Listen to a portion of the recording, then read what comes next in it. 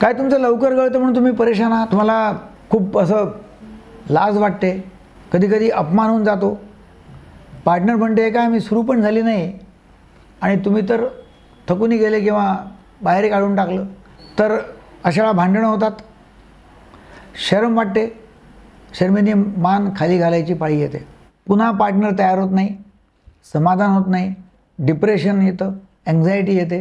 हे सर्व प्रॉब्लेम जे होतात ते लवकर गळल्यामुळे होतात. एका मिनिटाच्या आत जर लवकर गळून गेलं तर समाधान दोघांनाही मिळत नाही. म्हणून नेहमी असं म्हटलं जातं की प्री मॅच्युअर इजॅक्युलेशन जे आहे किंवा लवकर गळणं किंवा शीघ्रपतन होणं याचा इलाज करणं आवश्यक आहे आणि याचा 100% इलाज संभव आहे. कमीत कमी 3 ते 5 मिनटं तरी चाललं पाहिजे. पण मी आता जे सांगतो आहे त्याचा तुम्ही जर उपचार त्याप्रमाणे केला तर 1 घंटा चालायला सुद्धा काही प्रॉब्लेम येणार नाही आहे. करायचं काय आहे, एक गोळी आहे आणि एक स्प्रे आहे. जर आपल्याला एकदम असा प्रॉब्लेम असेल की लवकर गळून जातं तर पहिले तुम्ही काय करा की गोळीचा उपयोग करा. डेपॉक्सिडिनची गोळी आहे, 30 मिलीग्राम किंवा 60 मिलीग्रामची गोळी आहे. एक गोळी किंवा तुम्ही 2 गोळ्या घेऊ शकता. 1.5 ते 2 तास अगोदर गोळी घ्या. या गोळीने होतं काय की सेरोटॉनिन लेवल जे आहेत त्या ब्रेनच्या वाढतात आणि सेरोटॉनिन लेवल ब्रेनच्या वाढल्या की इकडे इजॅक्युलेशनचा टाईम वाढून जातो, म्हणजे लवकर होत नाही, लवकर गळत नाही. तर आपल्याला करायचं काय आहे, ही गोळी खायची आहे 1.5 ते 2 तास अगोदर आणि सेक्स करायचा आहे, काही प्रॉब्लेम नाही आहे. कधी कधी असं होऊ शकतं की कधी जीव मळमळतो आहे किंवा ॲसिडिटी होते आहे, प्रॉब्लेम येऊ शकतात.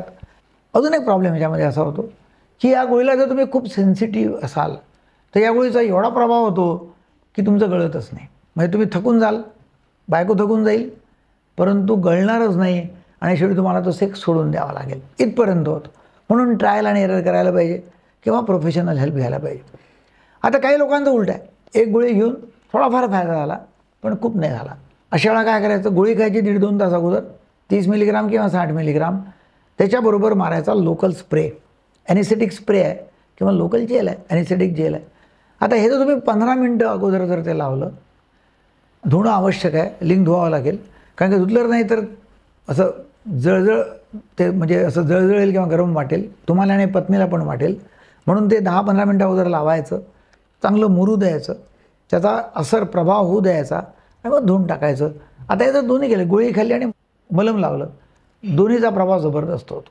मलमामध्ये काय, मलमामध्ये लायडोकेन, प्रायलोकेन, बेन्झोकेन सारखे ॲनेस्थेटिक जेल आहेत, म्हणजे लोकल ॲनेस्थेटिक जेल आहेत. ते काही पोटात जात नाही, त्यामुळे त्याचा जास्त प्रभाव पण होत नाही, दुष्परिणाम होत नाही पोटामध्ये किंवा शरीरावरती होत नाही. हिने होतं काय की सेन्सिटिव्हिटी एकदम नाहीशी होऊन जाते, म्हणजे रबरासारखं होतं, लाकडासारखं पण कडक राहू शकतं, परंतु आता सेन्सेशनच नाही आहे. प्रॉब्लेम त्यामुळे असा येतो की लोक म्हणतात की काय बा मला मजाच नाही आली. हां, खूप वेळ चाललं, टाईटपणा खूप वेळ राहिला, पार्टनर थकून गेली, बस झालं तिने म्हटलं, समाधान वाटलं तिने म्हटलं, तिने सर्टिफिकेट दिलं फार छान आहे, तरी पण तुम्हाला काहीच त्याचा फायदा वाटला नाही, कारण का तुमचं गळलंच नाही, तुमचं इजॅक्युलेशन झालं नाही, त्यामुळे ऑर्गॅझम नाही झाला, मजा नाही आली. हा झाला एक भाग.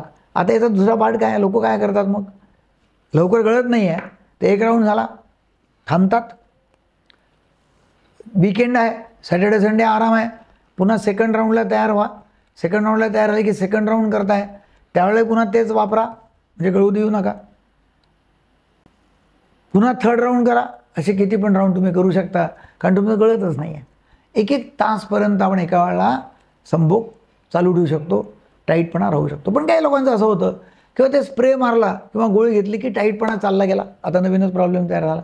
म्हणून मग आम्ही काय करतो, सिल्डनाफिल आणि डेपॉक्सिडिन ह्याचं कॉम्बिनेशन द्यायचं आणि तिकडे लोकल स्प्रे द्यायचा. म्हणजे काय होईल की सिल्डनाफिलने ताठरता पण येईल, लवकर गळणार पण नाही, लोकल स्प्रेनी पण लवकर गळणार नाही, आणि हा जो संभोग आहे हा सांडा 1 तासपर्यंत आरामात चालू शकतो. तर लोकल स्प्रे आहे, लोकल ॲनेस्थेटिक कंडोमही तुम्ही वापरू शकता.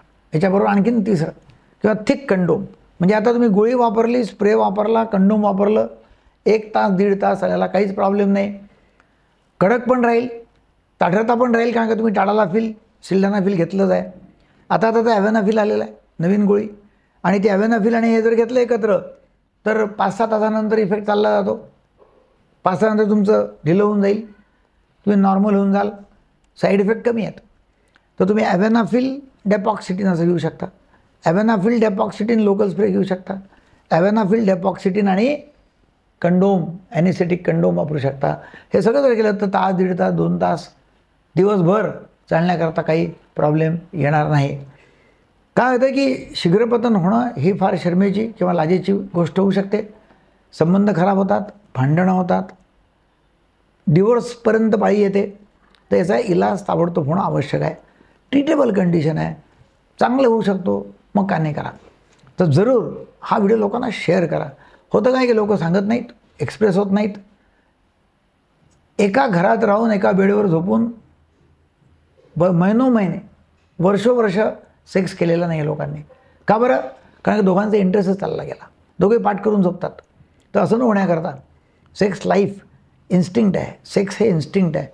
ती पण भूक पूर्ण व्हायला पाहिजे. आणि ती जर भूक शांत असली, शांत झाली रात्री, तर दिवससुद्धा चांगला जातो आणि प्रॉडक्टिव्ह जातो. म्हणून मी सांगतो हे करा, लोकांना शेअर करा, चॅनल आवडले सबस्क्राईब करा, लाईक करा. Thank you very much.